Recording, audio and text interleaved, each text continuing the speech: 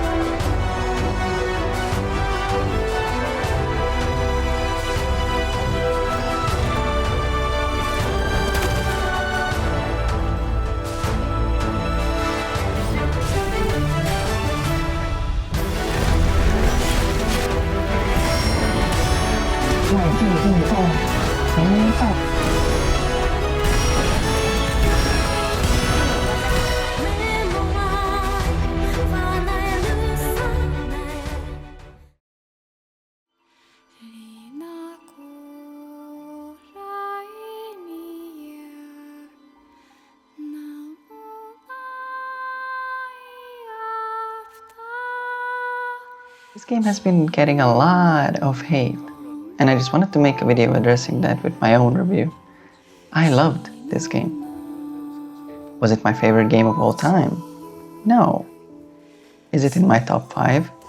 No. Is it worth $55? Yes, especially if you like games like Nier Automata and Stellar Blade, but definitely worth it on sale, and I hear it's also on Game Pass, which is great. Is it as good as those games? No, but it is the same vibe, and it is really good and fun. Great music? Check. Good vibes? Check. Satisfying combat? Check. An entertaining story? Start slow, but yes, overall, check. Just do yourself a favor and play the game in Japanese as opposed to the English dub. It will make the whole game feel way better. And thank me later.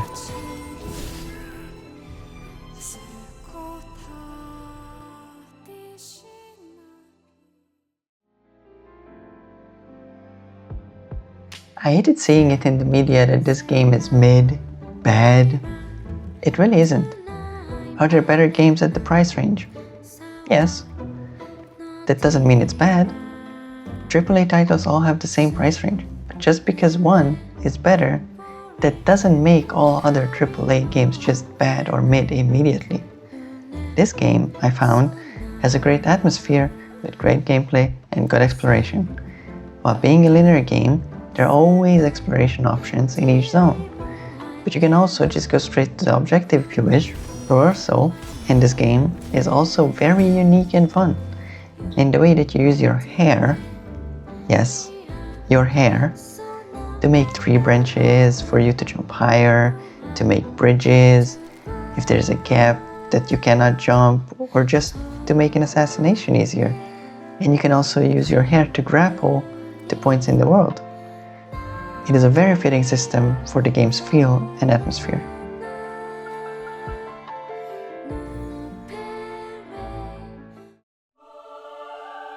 The enemy variety I found was not the best, but this is also not a full price game. You have to keep that in mind. And the variety that was there, I felt was all satisfying to deal with and learn to pair them. The mini-bosses did have a fun way of parrying them, and with you fighting them multiple times, you get the satisfaction of beating them into a pulp later on when you encounter them again after learning the game more and getting way stronger. Yes, sometimes bosses were repeated, but always with slight differences, and other games do it as well. Plus, you get the same benefit as you get with the mini-bosses.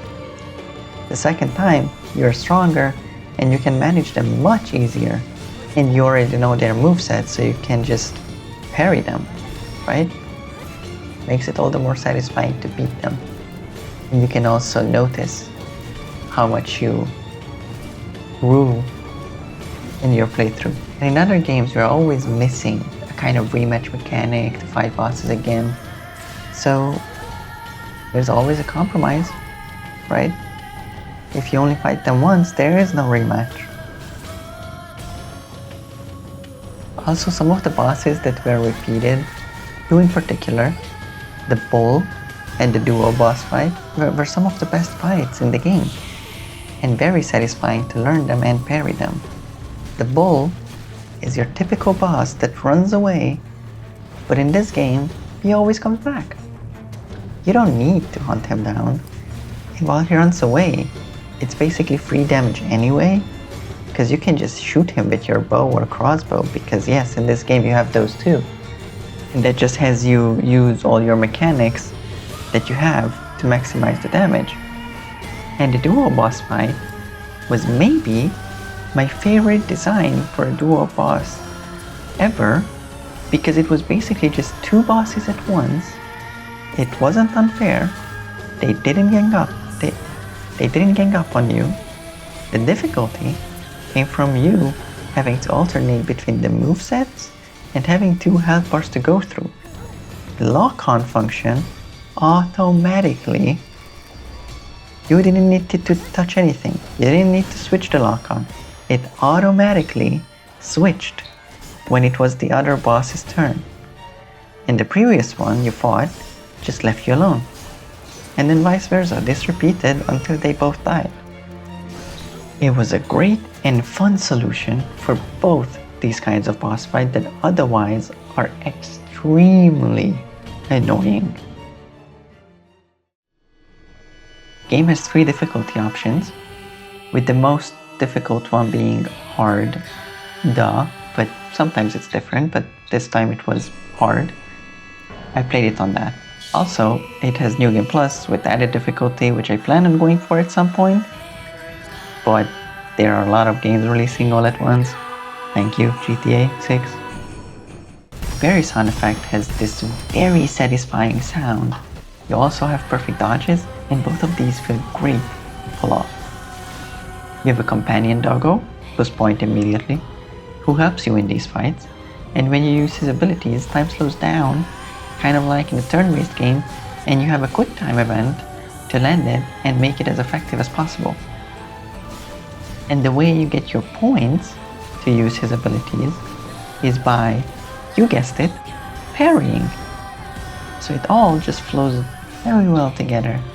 You get great rewards for parrying, satisfaction, doggo abilities, and I didn't mention yet, but you have a bar that you can fill up to use your upgraded abilities, because the base version is always available for your abilities, since you always have one charge of the bar. With multiple charges, however, after parrying and attacking, you can use the upgraded versions or slow down time to maybe close the gap on a boss so he doesn't use annoying ranged attacks, run away, heal, or better yet, push the offensive and take all the damage you can get while time is slowed. Your weapons also have special effects on them. Some are just boring damage upgrades, but some are elemental effects. Some are double elemental effects. Life leech on your damage based, so it pushes your aggressiveness even more. And yes, again, you guessed it, the way you use the abilities on your sword is by parrying. When you parry, the effect gets applied to the sword, and now you have it for a time. Yes, it's not permanent, but you get it with every parry, so it always resets.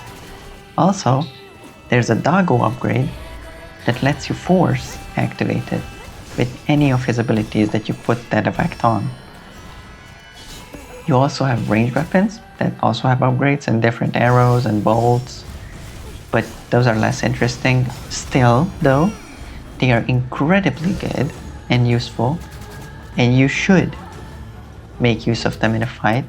The ammo for them resets every time you rest at a campsite, so they are not infinite, but every time you rest, they are replenished. You don't need to farm them, you don't need to craft them, they're just there.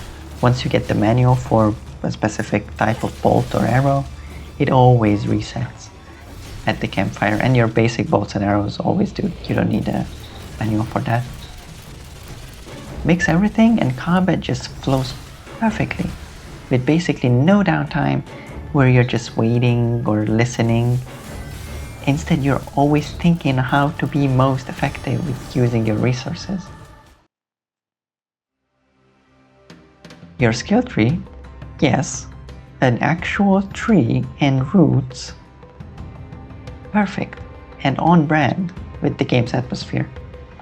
You have 3 separate root options based on your 3 stats for both you and your doggo. His name is Ku, by the way. Also, you have your 3 branches, which have your skills and abilities that you unlock for you and Ku throughout the game. And you can also upgrade them. For you, Emma, our main character, there's a ranged root for your ranged weapons, your hair root focusing on your abilities, and a sword root focusing on the character itself. And for Ku, you have status effect build-up, you have support, and an offense root.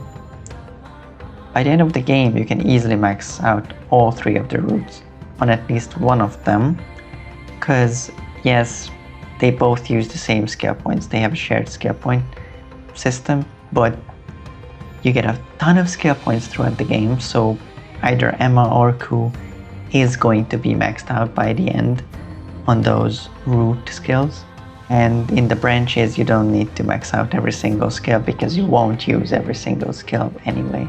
And if you really want to, there's always farming options throughout the game, and they always get better with the chapters you progress. So you can just farm out your skill points if you really want to, and then you can have both Ku and Emma perfected and done. Plus, at some point, toward the early or mid game, you have an option to respec for a negligible amount of currency. It is not free, but it's like basically free. So you can try out different builds anytime you want. So yeah, all in all, I really enjoyed the game and did not regret pre-ordering it one bit after finishing it. It did start slow, as I said in the beginning. I was confused. It wasn't what I expected. The more I played, the more it felt like the game that I pre-ordered. I can only recommend it, especially if you like the previously mentioned Nier series and Stellar Blade. You will feel right at home with this game, especially if you like Stellar Blade due to the parry and dodge based aggressive and satisfying gameplay system. If you enjoyed this review, don't forget to like and subscribe, check out the walkthrough, and join me on the next game, which will be Mortal Shell 2. See you there, bye!